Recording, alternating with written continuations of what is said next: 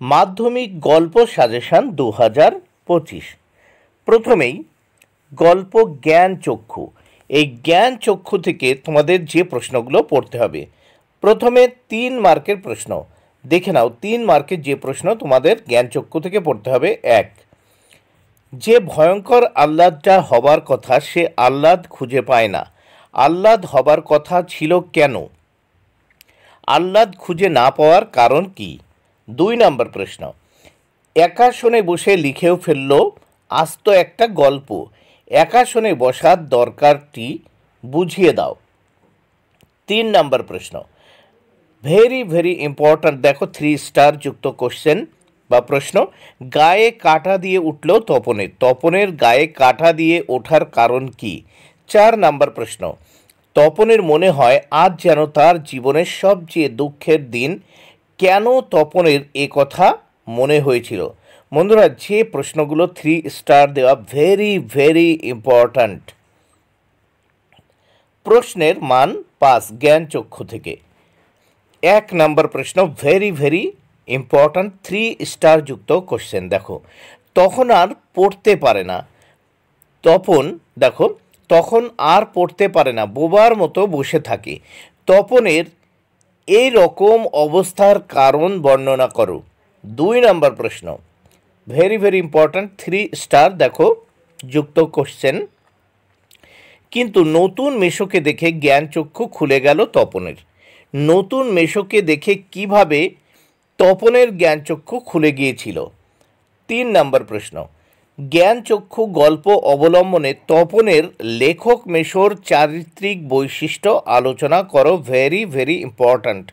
মাত্র 3টি প্রশ্ন দিলাম, তাহলে দেখে নাও জ্ঞান চক্ষু থেকে মাত্র 3টি 5 মার্কের প্রশ্ন অবশ্যই পড়ে নিতে হবে।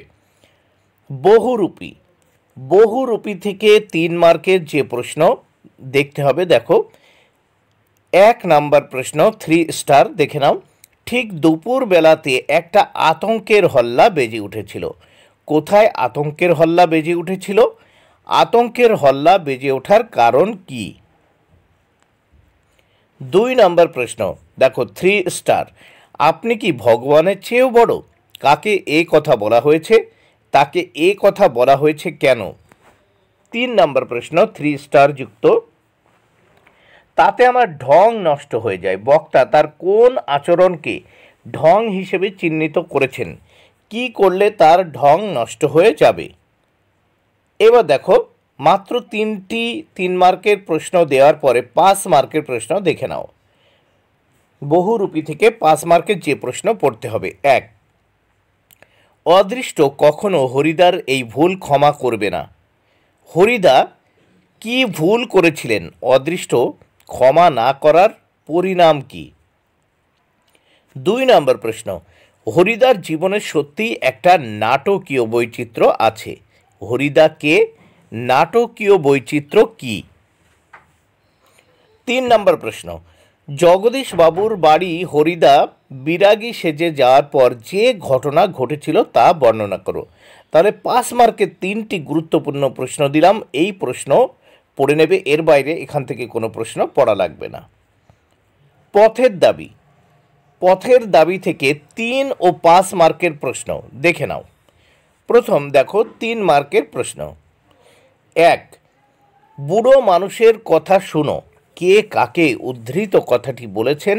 এ কথা বলার কারণ কি? 2 নম্বর প্রশ্ন, রাজবিদ্রোহীর চিন্তাতেই ধ্যানস্থ হইয়া রহিল, কার চিন্তায় কে ধ্যানস্থ হয়ে রইল?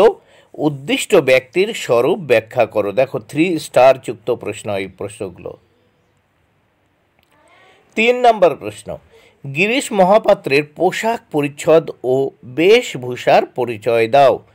4 নম্বর প্রশ্ন, বুনো হাঁস ধরায় যে এদের কাজ, কাদের কথা বলা হয়েছে? এমন মন্তব্যের কারণ কি? 5 মার্কের প্রশ্ন দেখে নাও। পথের দাবি থেকে 5 মার্কের যে প্রশ্নগুলো তোমাদের পড়ে নিতে হবে। 1, পলিটিক্যাল সাসপেক্ট সব্যসাচী মল্লিককে কার সামনে হাজির করা হয়? হাজির করা হলে কি দেখা যায়? 3 স্টার যুক্ত প্রশ্ন, এবার দেখো একটি স্টারযুক্ত প্রশ্ন, একটু কম গুরুত্বপূর্ণ। কেবল আশ্চর্য সেই রোগা মুখের অদ্ভুত দুটি চোখের দৃষ্টি, এখানে কার কথা বলা হয়েছে? চোখ দুটি সম্পর্কে কি বলা হয়েছে? 3 দাগের প্রশ্ন, ভেরি ভেরি ইম্পর্ট্যান্ট, 3 স্টারযুক্ত প্রশ্ন। বাবুটির স্বাস্থ্য গেছে কিন্তু শখ 16 আনায় বজায় আছে। বাবুটি কে? তার চেহারার ও পোশাক পরিচ্ছদের বিবরণ দাও। 4 নাম্বার প্রশ্ন, 3 স্টারযুক্ত। পথের দাবি উপন্যাসের যে অংশ তোমাদের পাঠ্য তা অনুসারে অপূর্ব চরিত্রটি আলোচনা করো।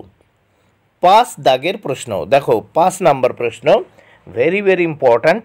বুদ্ধি ও অভিনয় ক্ষমতার সাহায্যে গিরিশ মহাপাত্র কিভাবে জাহাজ ঘাটে পুলিশের চোখে ধুলো দিয়েছিল তা নিজের ভাষায় লেখো।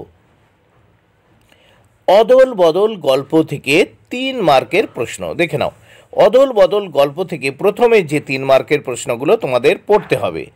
1, ভেরি ভেরি ইম্পর্ট্যান্ট।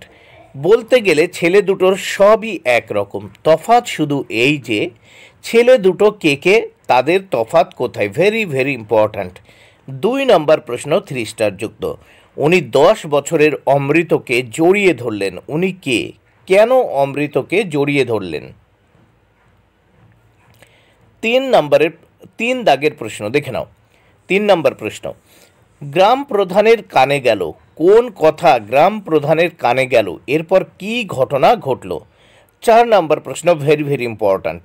অমৃতের জবাব আমাকে বদলে দিয়েছে, অমৃতের কোন জবাব তাকে বদলে দিয়েছে এবং কিভাবে? অদল বদল থেকে 5 মার্কের যে প্রশ্ন তোমাদের পড়তে হবে। 1, অমৃত সত্যি তার বাবা মাকে খুব জ্বালিয়েছিল। অমৃত কিভাবে বাবা মাকে জ্বালাতন করেছিল? অবশেষে অমৃতের মা কি করেছিলেন? 2 নাম্বার প্রশ্ন, ভেরি ভেরি ইম্পর্ট্যান্ট। অদল বদল গল্পটির নামকরণের সার্থকতা বিচার করো। 3 নাম্বার প্রশ্ন, ইসাব ও অমৃতের ভালোবাসার গল্পটি নিজের ভাষায় লেখো। এবার দেখো নদীর বিদ্রোহ। নদীর বিদ্রোহ থেকে 3 মার্কের প্রশ্ন দেখে নাও। 3 মার্কের যে প্রশ্ন তোমাদের পড়তে হবে।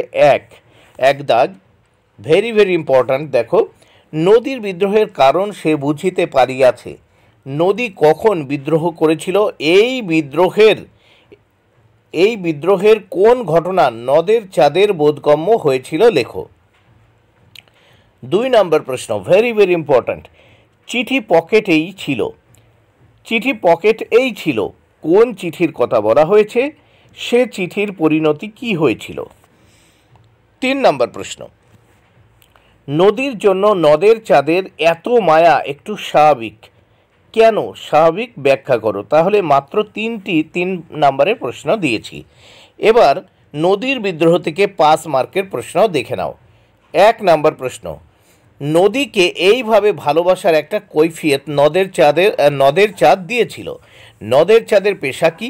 সে কি কৈফিয়ত দিয়েছিল? 2 নম্বর প্রশ্ন, ভেরি ভেরি ইম্পর্ট্যান্ট। নদীর বিদ্রোহ গল্প অবলম্বনে নদীর প্রতি নদের চাঁদের অকৃত্রিম ভালোবাসার পরিচয় দাও।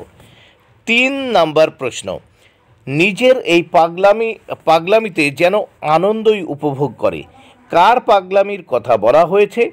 গল্প অনুসরণে উদ্দিষ্ট ব্যক্তির পাগলামির পরিচয় দাও।